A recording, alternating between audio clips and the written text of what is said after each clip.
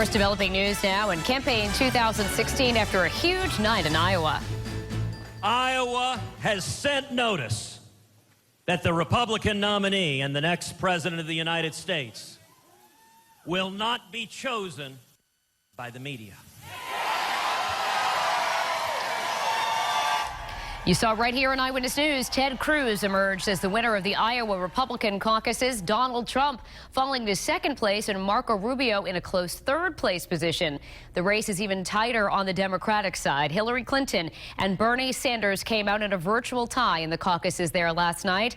Now the candidates are on to New Hampshire.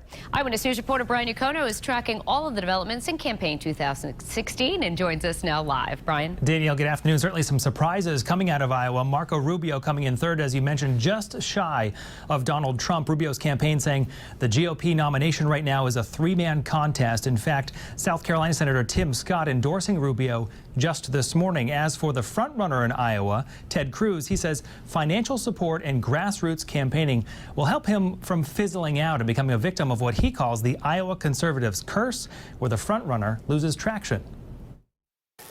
We will continue to campaign the same way, sitting down person to person, leader to leader, VFW hall to Dunkin' Donuts, returning to the great state of New Hampshire.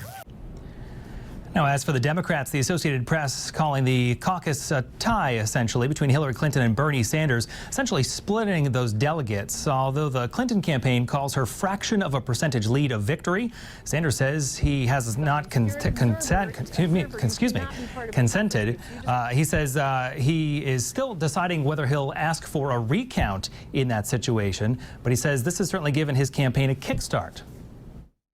I am honored to stand in the long line of American reformers who make up our minds that the status quo is not good enough. Given the enormous crises facing our country, it is just too late for establishment politics and establishment economics.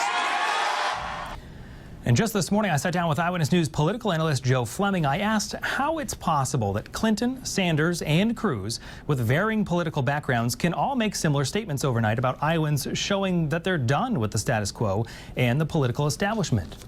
On the Republican side, look at it this way.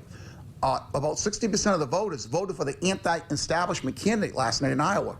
I mean, between Cruz, Carson, and Trump, they got about 60% of the vote. So even the Republicans are saying, we don't want the status quo. So you see both Democrats and Republicans at this point saying, we want something different. We want to see change. And Fleming also tells me Trump needs a win in New Hampshire if he's going to continue with any momentum in other primaries. We've been looking through new poll numbers just out this morning ahead of next week's primary in New Hampshire. Here's a breakdown. They show that Trump does have a significant lead in New Hampshire, 38% of likely voters giving him support. That's compared to Cruz at 14% and Rubio at just 10%. But here's the hook. 44% of these polled Republicans in New Hampshire say they could still change their mind by next week. I'm Brian Yacono, Eyewitness News. Brian, thank you, and stay with us for continuing coverage of the campaign tonight, starting live at 5 and around the clock on WPRI.com. We'll have more insight into the results in Iowa leading up to the primary in New Hampshire.